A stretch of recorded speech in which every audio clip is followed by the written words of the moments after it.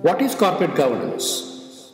Today, there is considerable focus on governance, and across the globe, corporate governance is shifting gears and ascending newer heights.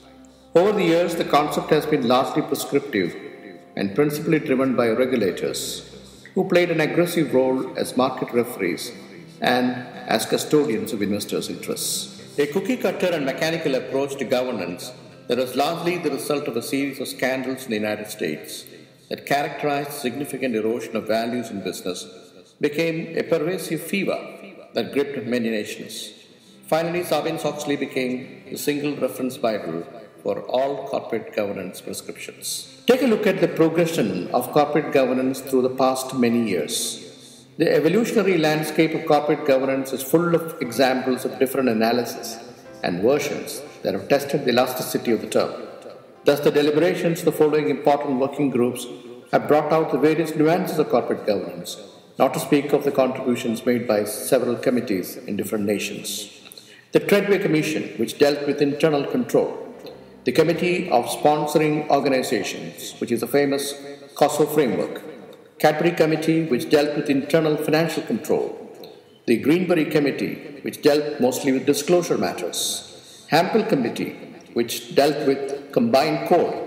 The Turnbull Committee, which was a guidance on the Hampel Committee. The Hicks Report dealt with non-executive directors. The Smiths Report dealt with audit committees.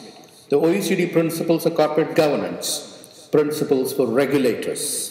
Finally, the Sarbanes-Oxley Act, which dealt with auditor independence, conflict of interest, corporate responsibility, and enhanced financial disclosures.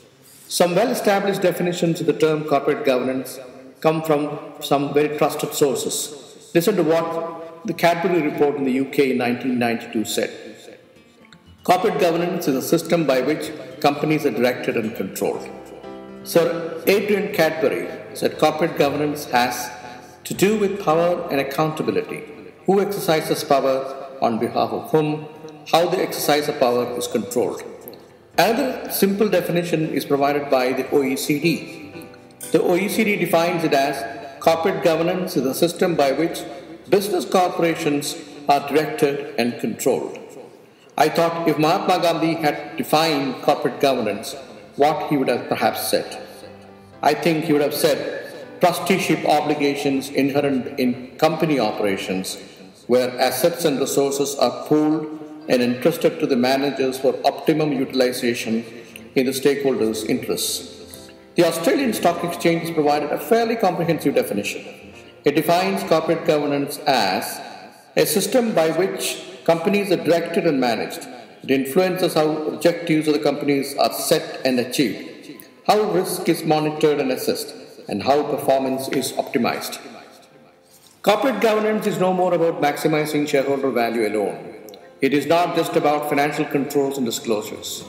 It is also not just about complying with certain thrust upon regulations and norms. It is about leadership values and the shared culture.